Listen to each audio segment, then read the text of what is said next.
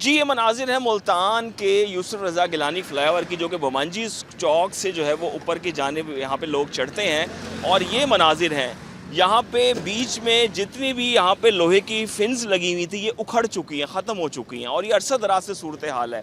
मुतअद्दिद मोटरसाइकिलें इन steel fins में, जो कि खड्डा एक बन गया है अब यहाँ पे से डैमेज भी होते हैं, टायर लोगों के, गाड़ियों की हो, बाइक पे हो, और मुख्तलिफ हादसात भी रोनमा होने के खदशात भी हैं और हुए भी हैं।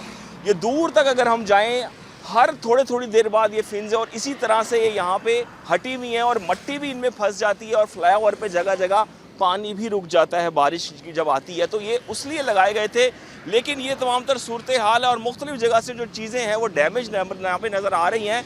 अरसा दराज हो गए इस फ्लाईओवर को बने हुए। सिर्फ यहाँ का ये हालात नहीं है, कचहरी चौक फ्लाईओवर हो, मुमताज़ाबाद का अब फिर भी अपग्रेडेशन हो गया, दीगर फ्लाईओवर वहाँ पे भी ये हादसा है। लेकिन जो गिलानी फ्लाईओवर पे ख़ास तौर पे सूरत हाल है वो बहुत ज़्यादा है और ख़तरनाक है और ये गड्ढे गहरे होते जा रहे हैं, क्योंकि स्टील वायर्स यहाँ से जो फिन्स थी वो हट चुकी हैं।